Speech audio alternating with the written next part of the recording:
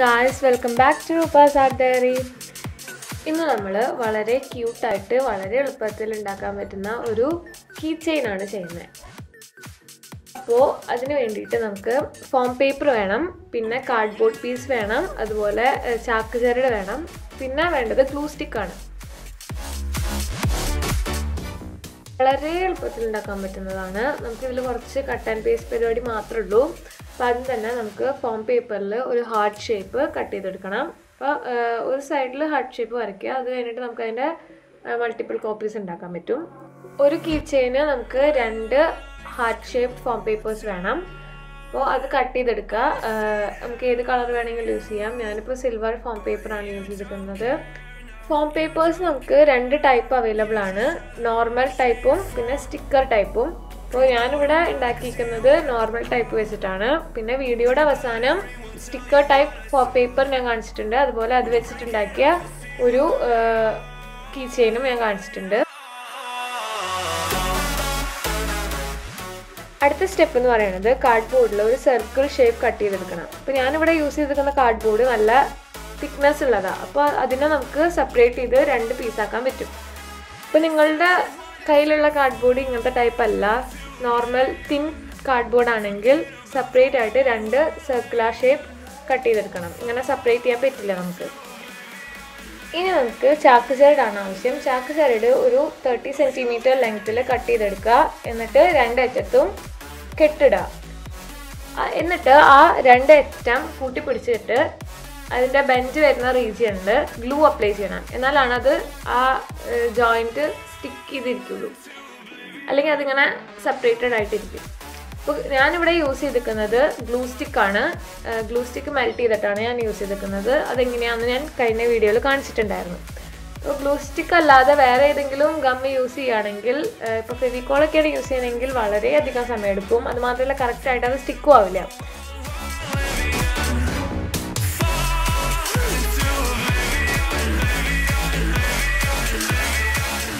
ഇനി നമ്മൾ already cut ചെയ്ത് വെച്ചിരിക്കുന്ന ഫോം ഹാർട്ട് ഒരെണ്ണം എടുത്തിട്ട് നമ്മളുടെ ഈ ചാക്ക് ചരട് അതുമേ ഫിക്സ് ചെയ്യണം.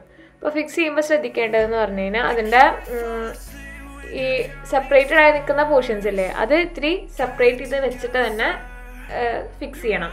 കാരണം എന്നാലാണ് അതൊരു ലെഗ് ഫോമിൽ നമുക്ക് തോന്നുള്ളൂ, അല്ലെങ്കിൽ അതിങ്ങനെ കൂടിയിരിക്കും, അത് അത്ര ഭംഗി ഉണ്ടാവില്ല.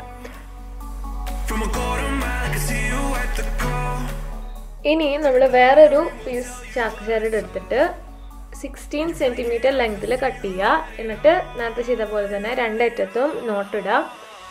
എന്നിട്ട് ഇത് നമ്മൾ ഓൾറെഡി ഫിക്സ് ചെയ്ത് വെച്ചിരിക്കുന്ന ചാക്ക് ചരടിൻ്റെ മുകളിൽ ഫിക്സ് ചെയ്യണം. ഞാൻ കാണിച്ചിട്ടില്ലേ, അതുപോലെ ഫിക്സ് ചെയ്യണം.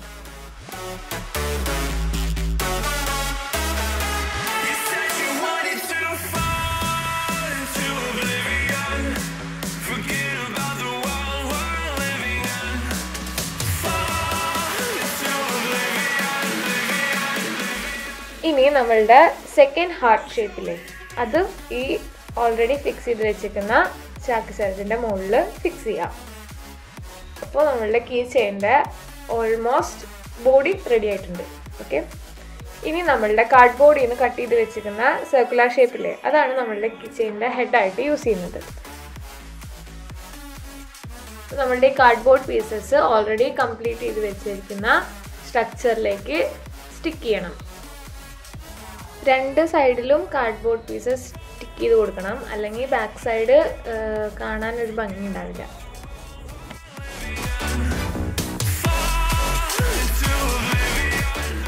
ഇനി നമ്മളുടെ കീ ചെയിൻ ഇത്രയും കൂടി ഡെക്കറേറ്റീവ് ആക്കാൻ വേണ്ടിയിട്ട് നമ്മളതിന് കുറച്ച് ഹെയർസ് വെച്ച് കൊടുക്കുകയാണ്. ഹെയർസ്, മുടി. അതിന് വേണ്ടിയിട്ട് നമ്മൾ ചാക്ക് ചരട് ചെറിയ ചെറിയ പീസസ് ആയിട്ട് കട്ട് ചെയ്തിട്ട് അതിൻ്റെ സെൻറ്ററിൽ ചാക്ക് ചരടിനെ വെച്ചിട്ട് ടൈ ചെയ്യണം. കഴിഞ്ഞ വീഡിയോയിൽ നമ്മൾ ചെയ്തിട്ടുണ്ടായിരുന്നില്ലേ, അതായത് ചാക്ക് ചരടിൻ്റെ ബോൾസ്, ചെറിയ ചെറിയ ബോൾസ് ഉണ്ടാക്കിയത്, അതുപോലെ തന്നെ പക്ഷെ അതിൽ ചെയ്യണ പോലെ നമ്മളിത് സ്പ്രെഡ് ചെയ്യുന്നില്ല, ജസ്റ്റ് എങ്ങനെയാണുള്ളത് അതുപോലെ തന്നെ വെക്കുകയാണ് ചെയ്യുന്നത്. എന്നിട്ട് ഈ ബഞ്ച് നമ്മൾ നമ്മുടെ കീ ചെയിൻ്റെ ഹെഡിലേക്കാണ് അറ്റാച്ച് ചെയ്യുന്നത്. ഗ്ലൂ വെച്ച് സ്റ്റിക്ക് ചെയ്യുന്നതിന് മുമ്പ് നമ്മളുടെ കീ ചെയിനിലേക്ക് ഇതൊന്ന് വെച്ച് നോക്കണം. അതായത് ഇത് കറക്റ്റായിട്ടാണോ ഇരിക്കുന്നത്, ഇതേ ഷേപ്പിലാണോ വേണ്ടത്, ഇപ്പോൾ എവിടെയെങ്കിലും കയറി ഇറങ്ങിയൊക്കെ നിൽക്കുന്നുണ്ടെങ്കിൽ അതൊക്കെ അതിനനുസരിച്ച് കട്ട് ചെയ്ത് കളയണം. നമ്മുടെ ഹെഡിൻ്റെ രീതിയിലേക്ക് ആക്കാൻ വേണ്ടിയിട്ടൊന്ന് ബെൻഡ് ചെയ്ത് വെക്കുക. അങ്ങനെയൊക്കെ അതൊക്കെ അത് നമ്മളുടെ ഇഷ്ടത്തിനനുസരിച്ചിട്ടാണ്. അതല്ല ജസ്റ്റ് എങ്ങനെയാണോ വേണ്ടത് അങ്ങനെ തന്നെ ഇരിക്കാനാണെങ്കിൽ നോ പ്രോബ്ലം. അല്ല അപ്പം നമുക്ക് കാണുമ്പോൾ ഒരു ഇതിങ്ങനെയാണ് ഇരിക്കേണ്ടതെന്ന് നമുക്ക് തോന്നില്ലേ, അതനുസരിച്ചിട്ട് അത് ഒന്ന് ഓൾട്ടർ ചെയ്യാം. ഇനി നമ്മുടെ കീ ചെയിൻ ഹാങ് ചെയ്യാനായിട്ട് നമ്മളുടെ ചാക്ക് ചരട് എടുത്തിട്ട് ഒരു പീസ് കട്ട് ചെയ്തിട്ട് അത് ഞാനിപ്പോൾ കാണിച്ചിരിക്കുന്ന പോലെ ടൈ ചെയ്യണം. അപ്പോൾ ഇങ്ങനെ ടൈ ചെയ്യാൻ എല്ലാവർക്കും അറിയില്ല. അതായത് നമ്മൾ ബെൻഡ് ചെയ്തിട്ട് അതിൻ്റെ ആ ബെൻഡിൻ്റെ ഉള്ളിൽ കൂടെ വലിക്കുന്നതാണ് ഈ പരിപാടി. എന്നിട്ട് അത് നല്ലോണം ടൈറ്റ് ചെയ്ത് ടൈ ചെയ്യുക. എന്നിട്ട് അത് ഗ്ലൂ വെച്ചിട്ട് നമ്മളുടെ കീ ചെയിൻ ഹെഡിലേക്ക് അറ്റാച്ച് ചെയ്യുക.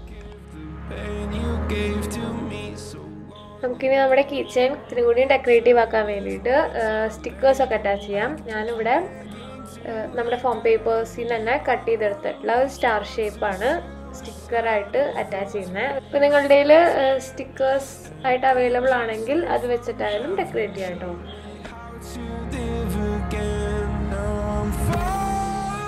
ഇനി നമ്മളുടെ ഫേസ് ആണ് നമ്മൾ ചെയ്യാൻ പോകുന്നത്. ഞാനിവിടെ ഒരു ക്യൂട്ട് സ്മൈലിംഗ് ഫേസ് ആണ് വരച്ചേക്കുന്നത്. നിങ്ങൾക്ക് ഇഷ്ടമുള്ള ഫേസ് നിങ്ങൾക്ക് വരയ്ക്കാം. അപ്പോൾ മാക്സിമം നല്ല ക്യൂട്ടറായിട്ടുള്ള ഫേസ് വരയ്ക്കുമ്പോൾ അത് ആ കീ ചെയിൻ ഇത്തിരി കൂടി ഭംഗിയുണ്ടാവും. അപ്പോൾ ശ്രദ്ധിക്കേണ്ട കാര്യം എന്ന് പറഞ്ഞാൽ രണ്ട് സൈഡിലും നമുക്ക് ഫേസ് വരയ്ക്കണം. അല്ലെങ്കിൽ അത് കീ ചെയിൻ ഇങ്ങനെ റൊട്ടേറ്റ് ചെയ്യുകയാണെങ്കിൽ അല്ലെങ്കിൽ ഇങ്ങനെ മറിഞ്ഞിരിക്കുകയാണെങ്കിലൊക്കെ അല്ലെങ്കിൽ ബാക്ക് സൈഡിലൊന്നും ഉണ്ടാവില്ലെങ്കിൽ ഒരു ഭംഗി ഉണ്ടാവില്ല. അപ്പോൾ രണ്ട് സൈഡിലും വരയ്ക്കാൻ നോക്കുക. അപ്പോൾ അങ്ങനെ നമ്മുടെ കീ ചെയിൻ റെഡി ആയി കഴിഞ്ഞു. എല്ലാവർക്കും ഇഷ്ടപ്പെട്ടില്ലേ? നല്ല ക്യൂട്ടായിട്ടുള്ളൊരു കീ ചെയിൻ അല്ലേ?